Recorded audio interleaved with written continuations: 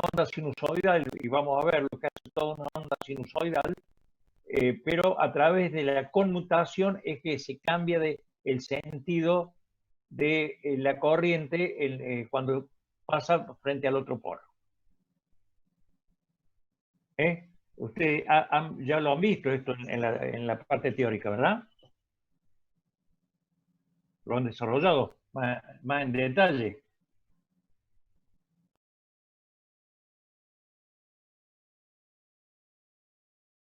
Bueno, que nadie les diga que es tema de examen, ¿no? El fenómeno de conmutación y todos los problemas que trae. Bueno, sigamos. Sería bueno que arranque esto.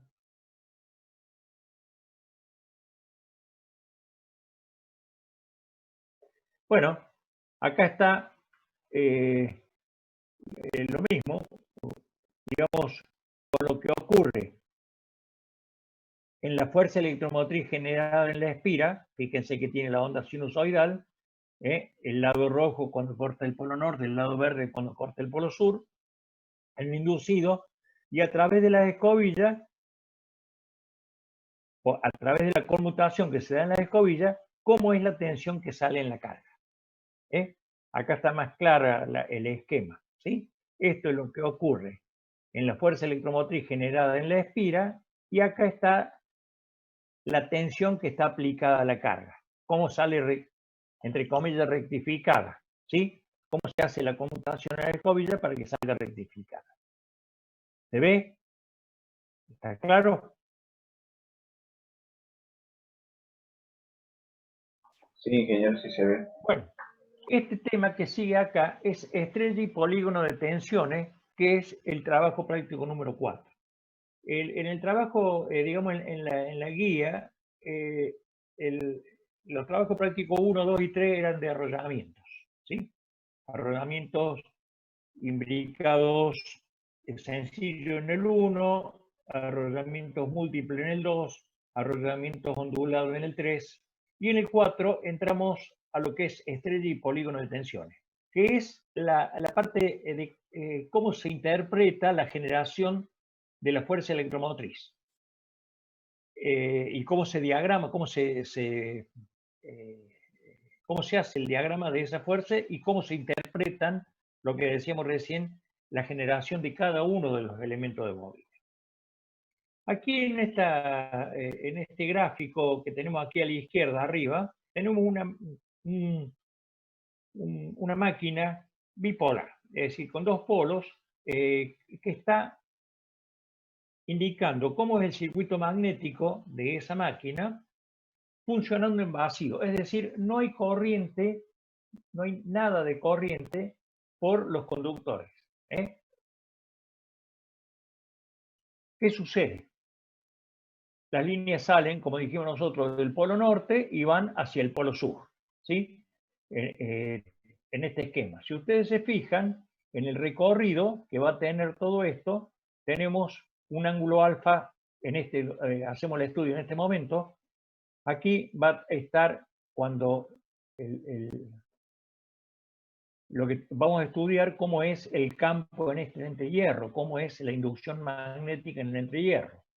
Cuando pase por la zona, esta zona se llama zona neutra, donde deja de intervenir la influencia del polo sur y empieza a aparecer la influencia del polo norte. En ese lugar, digamos, teóricamente no hay líneas de fuerza. En esta parte del campo magnético, de la inducción alrededor del perímetro del inducido, de la circunferencia del inducido, aquí terminó la influencia del polo sur y empieza la influencia del polo norte. Esa zona se llama zona neutra. ¿Está bien? Cuando estén en este punto va a estar en pi, y acá el ángulo de estudio va a estar en 3 medio pi, 3 pi sobre 2. Y esta sería la línea neutra teórica. Cuando ustedes estudien reacción de inducido van a ver que esa línea se mueve. Aquí abajo a la derecha tenemos de cómo es la distribución de la fuerza magnetomotriz, que está resaltada acá en esta línea naranja.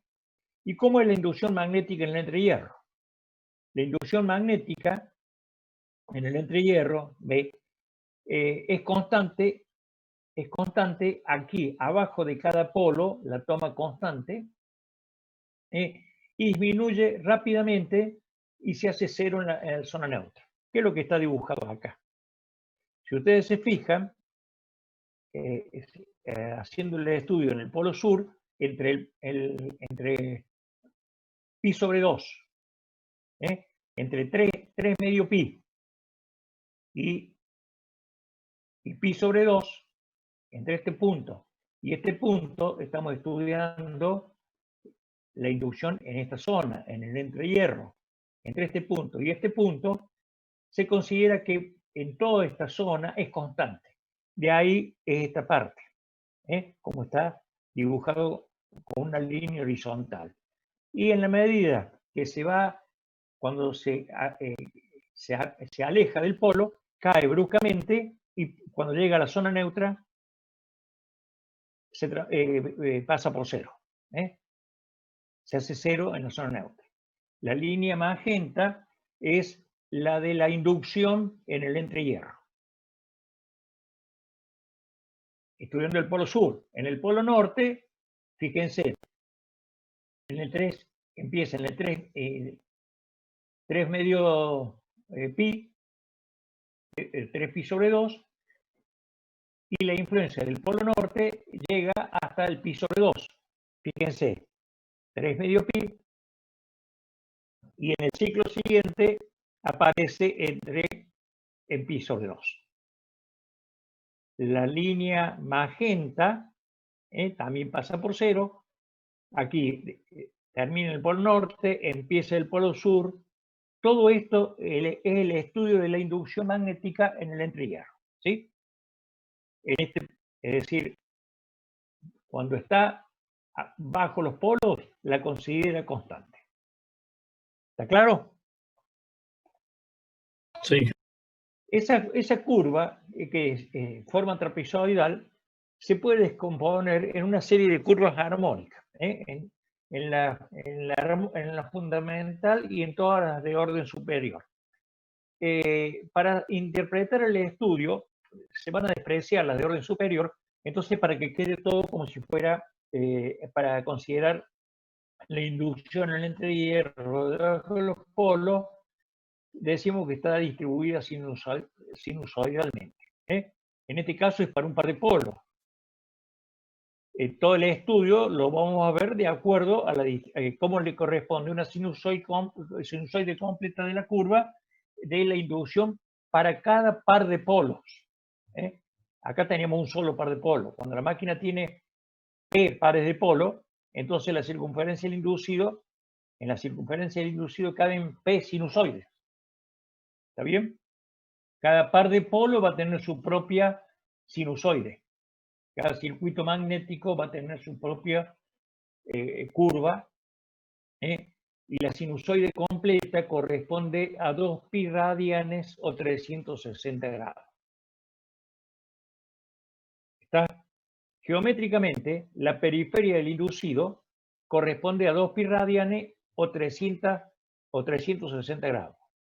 En el sentido eléctrico, ¿sí? Corresponde un ángulo P por 2pi, que va a ser igual a P por 360, y que esos grados, esos ángulos, son ángulos eléctricos. Hay que distinguirlo porque nosotros, desarrolladores, van a ver, cuando hagamos los vectores de tensión, capaz que pueda ocurrir alguna confusión, se puede para alguna confusión. Pero nosotros vamos a hablar siempre en grados eléctricos. Y los grados eléctricos, cada par de polo tiene un desarrollo de 2 pi radianes o 360 grados eléctricos. Es decir, que en el caso nuestro, del ejemplo que vamos a seguir utilizando, al tener 4 polos, vamos a tener 720 grados eléctricos, van a tener 2 pares de polos. A cada P corresponden 2 pi radianes o 360 grados. ¿Se interpreta eso? Ahí lo vamos a ver. Nosotros todo esto que estamos hablando es de la inducción. Al incorporar una bobina, girar el inducido en ese campo magnético en forma sinusoidal, y tiene una bobina, ese inducido, en esa bobina se induce una fuerza electromotriz de la misma naturaleza. Es decir, que la curva de inducción va a ser igual a la curva o semejante a la curva de tensión de fuerza electromotriz con un cambio de escala, pero van a ser de la misma naturaleza. Esa fuerza electromotriz se denomina E en mayúscula, y es la fuerza electromotriz inducida en el devanado de un motor de corriente continua, y es la fuerza que se llama contraelectromotriz en un generador. Es decir, ahora ustedes ya están estudiando lo que es un motor y lo que es un generador. En el caso del motor se llama fuerza electromotriz, y en el caso de un generador se llama fuerza contraelectromotriz. Es el mismo, se calcula de la misma manera. ¿Está bien? Ustedes van a estudiar que en el generador todo nace desde el inducido. La fuerza electromotriz es la que se genera, y la que sale en bornes, la tensión en bornes, siempre es menor. En el caso del motor, la alimentación es por los bornes, por la tensión de línea, y la máquina reacciona con la fuerza electromotriz.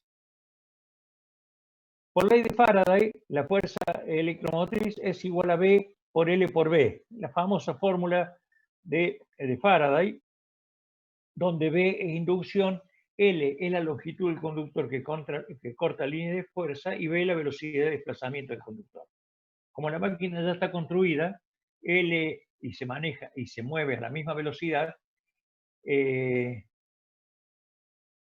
y B son constantes, podemos escribir que la fuerza electromotriz, por eso decimos que con un cambio de escala, es de la misma naturaleza que la de inducción. Acuérdense que la inducción, el flujo, es igual a la inducción por la sección, y en general ustedes esta fórmula la van a empezar a encontrar en todos los textos, y lo van a utilizar muchísimo en el desarrollo de las máquinas este año y el año que viene y varios años después, varios años siguientes, donde la fuerza electromotriz va a ser igual a una constante K por el número de revoluciones por el flujo. Es decir, en N está contemplada la velocidad, ¿sí? y en la inducción B está contemplado el flujo. O de otra manera también, otra K, otra constante K, por el número de vueltas en radian segundo, radian por segundo, y con el flujo. K minúscula o K mayúscula, como lo hemos denominado acá, son constantes constructivas de cada máquina, y cuando se utiliza N tiene un valor, y cuando se utiliza omega, que es la velocidad angular, acuérdense que para transformar el número de vueltas en revoluciones por minuto a radianes por segundo hay que multiplicar por 2pi y dividir por 60.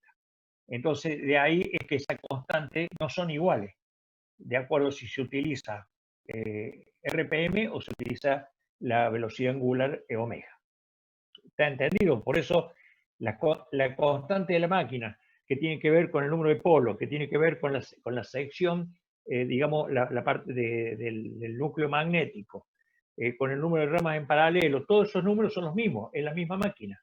Nada más es cómo consideramos el número de vueltas, que es las veces que va a cortar, los conductores van a cortar la línea de fuerza, ya sea en RPM o en velocidad angular. Si nosotros representamos la fuerza electromotriz como un vector cuya magnitud es igual a la amplitud de la fuerza electromotriz, que gira en sentido contrario con una frecuencia 2pi f, 2pi por f, omega, esa es la velocidad con la que gira, o que es igual a 2pi por p por n. Acá, pues, hablamos de frecuencia en la máquina de corriente continua. ¿Está bien lo que estamos diciendo?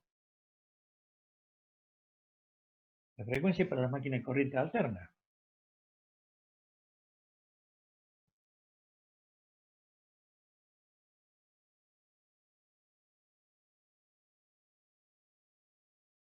Se cortó la señal. Estamos Sí, está pensando. bien que hablemos de frecuencia, porque es la cantidad de veces que el conductor cambia de polaridad. En corriente alterna también ocurre lo mismo. En la frecuencia, el número de veces que cambia la polaridad, cómo varía. ¿Está bien? Y en esta máquina de corriente continua, el conductor está pasando frente a un polo norte y está pasando a un polo sur. O sea, está cambiando de polaridad. Lo acabamos de ver en el circuito de computación. ¿Está bien? En la cantidad de veces, eso tiene que ver, evidentemente, con la velocidad. Por eso se utiliza el 2πf o 2pi por P por N. N número de revoluciones por minuto. ¿Sí? Y acuérdense que la frecuencia está en 1 sobre segundo.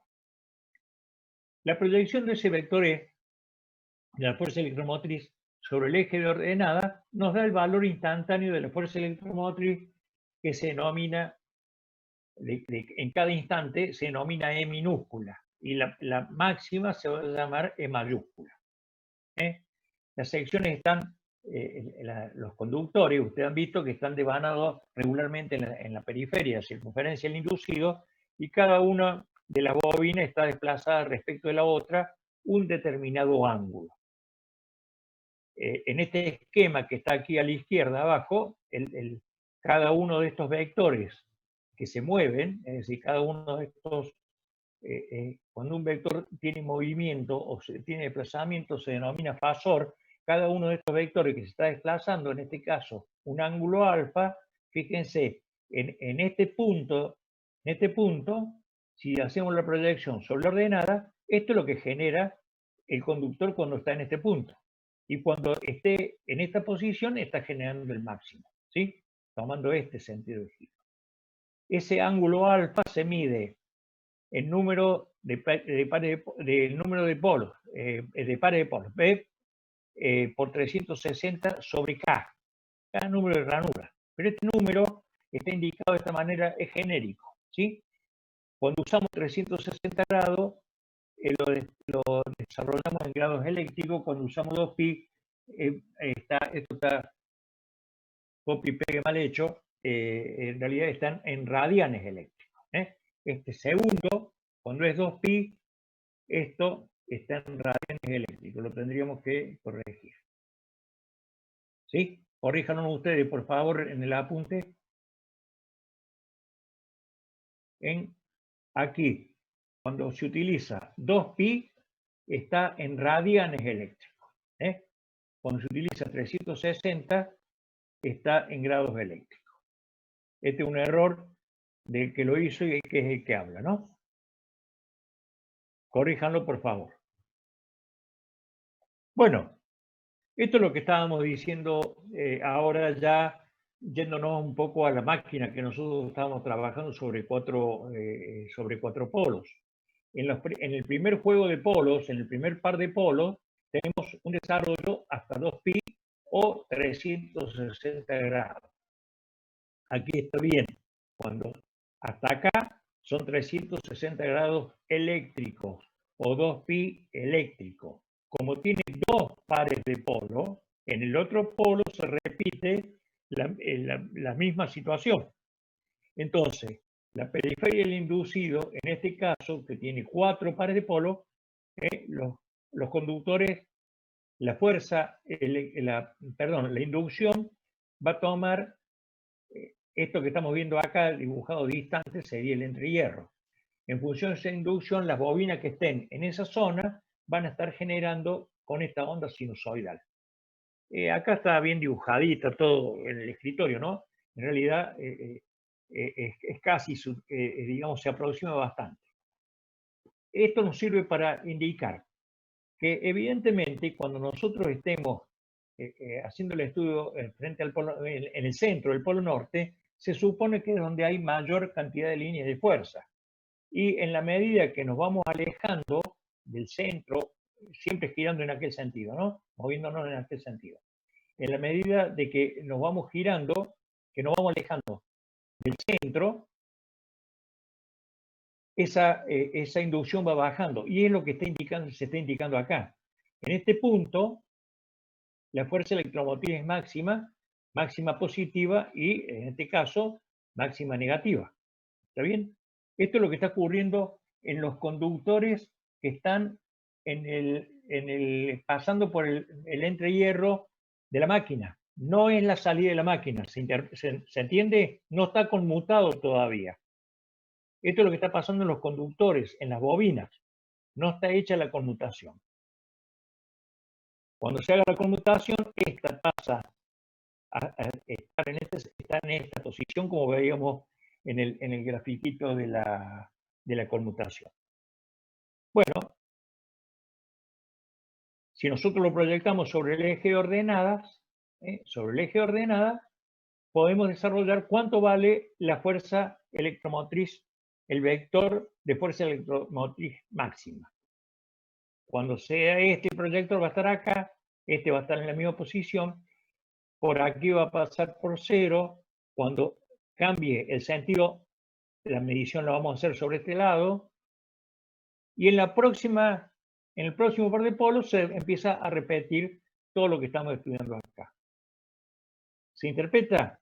El par de polo tiene un desarrollo de 360 grados eléctricos, o tiene 2pi radianes eléctricos. De aquí hasta donde terminan los números de polo, hay 2 por 2pi radianes eléctricos y 2 por 360 grados eléctricos. Por eso hablábamos de 720 grados eléctricos en la máquina. ¿Está bien? Si lo dividimos a esos valores, obtenemos cuánto vale ese ángulo alfa que nosotros que estudiamos, que veíamos en la figura anterior. Ese ángulo alfa es la distancia que hay entre un conductor, o entre un lado de bobina y otro lado de bobina, activo. ¿Está? ¿Se interpreta? Esta curva es la curva de la inducción magnética, y como la tensión tiene, con el desarrollo que vimos recién, tiene la misma naturaleza con otra escala, porque está multiplicada por una constante, bueno, podemos decir que esta curva es la de tensión también, o la de fuerza electromotriz. También podemos decir que la curva de fuerza electromotriz. Toda esta introducción tiene que ver con esto. Fíjense, acá ya estamos utilizando los valores, el ejercicio del ejemplo, que nosotros teníamos 16 conductores. En el primer caso, el conductor está indicada hacia el interior de la pantalla. Los conductores están entrando de acuerdo a lo que vimos por la ley de la mano derecha. Y en el conductor 1, que está, los conductores que están en el lado 1, fíjense que, como está saliendo del polo y aceptando de que la máxima inducción y con ello la máxima fuerza electromotriz va a estar en el centro del polo, o pasando por el centro del polo, fíjense que la máxima estaría donde está la línea magenta. Y estas dos, lo que sería la bobina 1, que sería la que hemos resaltado, está generando, fíjense, esto está girando en sentido contrario a la aguja del reloj, y la 1 está por entrar a la zona neutra. Dijimos que de acuerdo a la cantidad de polos, de pares de polos que tenga la máquina, hay la cantidad de zona neutra. Acá tenemos 1, 2, 3, 4 zonas neutras. ¿Está bien? La primera estaría acá, 2, 3, 4 zonas neutras. Que allá ya empieza de nuevo. La zona neutra, si ustedes se fijan, acá estaría el conductor 1. En esta posición está el conductor 1, así lo dibujamos, ¿no? Esto está girando hacia la izquierda, en sentido contrario, está por entrar a la zona neutra. Está por saliendo. Toda esta parte sería lo que corresponde al polo norte, y toda esta parte corresponde al polo sur. El lado de la bobina 1 está por entrar a la zona neutra. En esta posición está por entrar a la zona neutra. Fíjense, esto está por entrar a la zona neutra y quiere decir que esto está generando en este momento este valor de tensión. Este valor. Es 1. Cuando la 2 ya está en la zona sur, está en la zona de influencia del polo sur. La 2 está ya empezando a generar un valor. Este va a ser el valor de fuerza electromotriz que va a generar las 2 en este sentido. La 3 va a generar un poco más, la 4 va a generar un poco más, la 5 un poco menos, ya está saliendo del polo, hasta que pase por esta zona y acá aparece la otra zona neutra.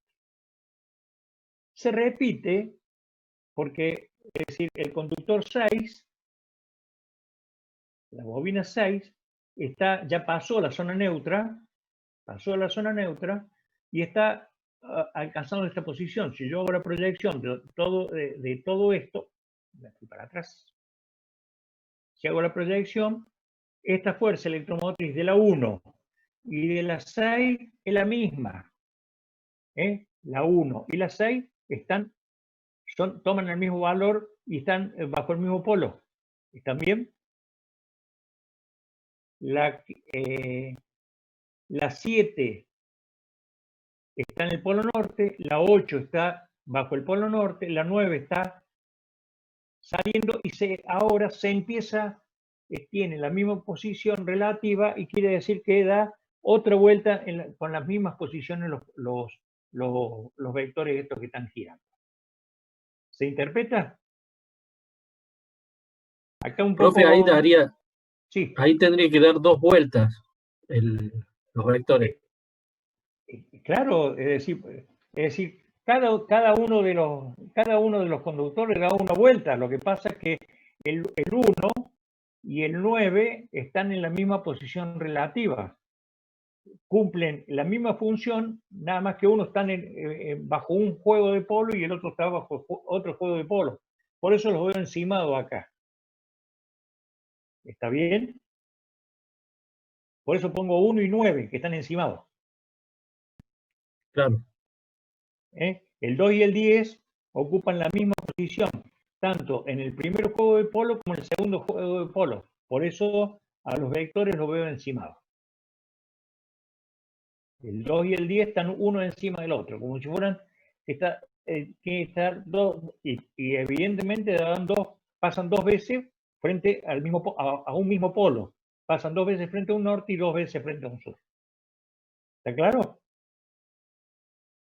Fíjese Sí. que acá, en este caso, no llega hasta el valor máximo que estaría cuando los vectores pasen por este punto. Este sería la línea, digamos, de punto en color azul, no sé cómo la ven ustedes, pero se determinaría el valor máximo. No llegan hasta acá. ¿Se acuerdan ustedes que en este caso había 4 bobinas generando? Ahora les respondo un poco eso que yo usaba, por ejemplo, como si fuera cada una de las pilas. Que había 4 bobinas generando. De acuerdo a la posición que tiene la bobina, ninguna llega al valor máximo. ¿Se ubican? Es decir, que la suma de tensiones que yo voy a tener en este lugar va a ser 1. ¿Está bien? Bueno, esto que está sobre la mano izquierda, es decir, hablamos de 4 zonas neutras y yo tengo 2. No, tengo 2 zonas neutras encimadas. Tengo 4 zonas neutras. Tengo 1, 2, 3 y 4 zonas neutras. Sobre el eje vertical de ordenada desarrollamos el valor que toma la fuerza electromotriz en forma instantánea. Esto que está a la izquierda, si nos recordamos este problema, que fue el que nosotros hicimos en ese instante, acuérdense que tenía 16 elementos de bobina, 4 pares de polo, el paso era 4, el paso de conexión era 3, ¿sí? 16 ranuras, el mismo número de delgas, 2A igual a 2P. Este fue el planteo del problema y este fue el ejercicio que vimos. Veamos ahora cómo son las generaciones, ahora con esto que hemos aprendido, de cómo es la generación instantánea en este caso. ¿Sí? Fíjense. Aquí hacemos todo lo que utilizamos para hacer este estrella y polígono de tensiones. Alfa es el ángulo eléctrico entre elementos consecutivos. Alfa, grado, el ángulo eléctrico entre elementos consecutivos. Alfa prima es un ángulo geométrico entre rayos consecutivos. ¿Está bien? T es un número que es el máximo común divisor entre P y B, entre polo y número de elementos, en este caso para los arrojamientos sencillos. T también es el máximo común divisor entre P y K, entre el polo, número de polo y K, número de ranura, para cuando es distinto, que no sea sencillo, ¿sí? Distinto de 1, y el máximo común divisor entre P y 2K si U es fraccionario. En el caso nuestro, en el caso de este ejemplo, que U vale 1, nosotros aplicamos esta fórmula, P por 360 sobre B, ¿está bien? Sobre el número de elementos. En el caso de que U sea distinto,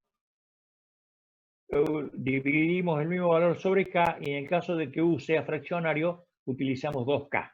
Alfa prima, que sería el ángulo geométrico entre rayos consecutivos. Una cosa son los elementos que pueden ser consecutivos o coincidentes con los rayos, utiliza el valor, se denomina alfa prima. ¿Sí? Lo que está explicado acá es lo que está desarrollado en esta fórmula. Alfa prima, en este caso sobre K, estos son ángulos geométricos. Alfa prima, ángulo geométrico, y alfa, ángulos eléctricos. En función de esta fórmula, para desarrollar la estrella y polígono de tensiones, tenemos la estrella de tensiones de este ejemplo. Es el mismo que estábamos viendo recién, sí. En el caso de que sea una máquina de 2 polos, ahí el alfa y el alfa prima son iguales. Y acá, en esta máquina que es de 4 polos, fíjense, el máximo común divisor entre P y B es 2. El número que divide a las 2 es el máximo común divisor es 2.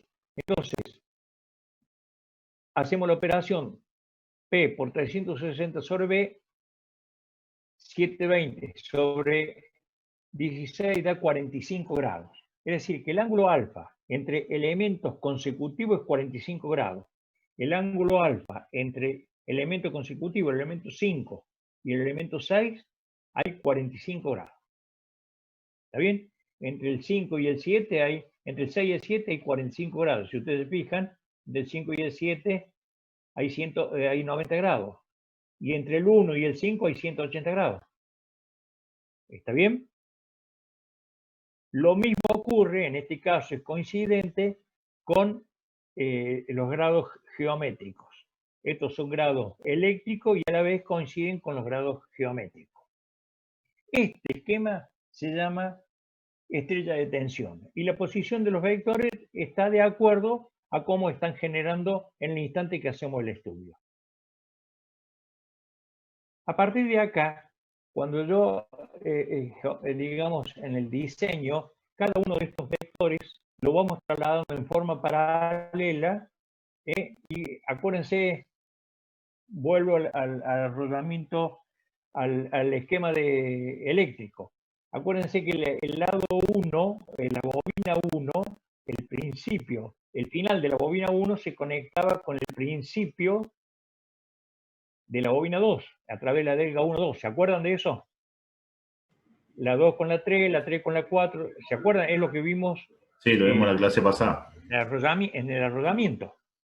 Cuando hicimos el esquema de arrollamiento. Bueno, hacemos ese esquema de esta manera. Fíjense. El lado 2, nosotros empezamos el estudio por el lado 2, ¿se acuerdan? El lado 2, la escobilla estaba apoyada en la delga 2, principio y la 2. Yo traslado del otro esquema paralelo a esta forma. La 2 la conecto con la 3, el principio, el final de la 2 con el principio de la 3, el final de la 3 con el principio de la 4, el final de la 4 con el 5. Fíjense, en este lado nosotros habíamos colocado 4 elementos de bobina que estaban entre las 2 y las 6. Es lo que estamos explicando acá gráficamente. Seguimos. El final de la 5 se conecta con la 6 con la 7, la 7 con la 8 y tenemos otro. Y tenemos entre la 10 y la 14, ¿sí? Entre la 10 y la 14 tenemos otro 4 elementos en serie, ¿eh? Y tenemos otra rama. Bajo el otro juego de polos aparece la 10, la 11, la 12, la 13, la 14, la 15 y la 16. El final de la 16 la conectamos con el principio de la 1. Este esquema, y en la forma que están colocadas las escobillas, es el polígono de tensión.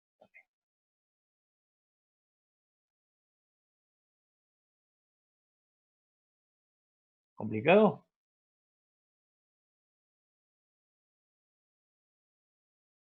¿Los lados del polígono es la mitad de la ranura? No, los lados del polígono son los mismos valores de los vectores. El vector 1... No, digo la cantidad, o sea, son 8 acá el polígono, y porque tenemos 16 ranuras. No, tengo 16 elementos de bobina generando, me olvido de la cantidad de ranuras. Tengo 16 elementos, evidentemente la cantidad de ranuras tiene que ver porque vale 1. Acá tengo 8, veo 8 rayos, 8 vectores, ¿sí? Pero tengo 8 encimados. El 1 está encimado con el 9, el 2 con el 10, el 3 con el 11, el 4 con el 12. Es decir, tengo los 16 vectores. Y acá también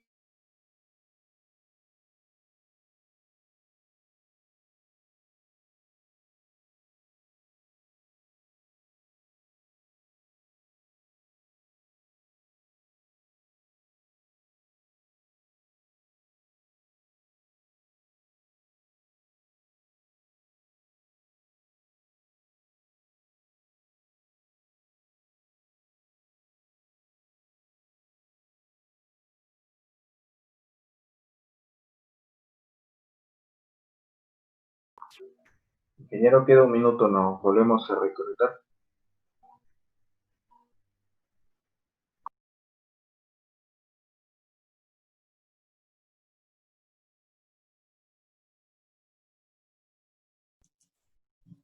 ¿Me están escuchando, chicos? Ahora sí. Sí.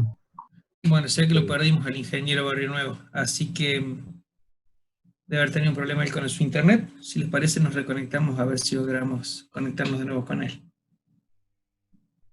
¿Le parece? Bueno.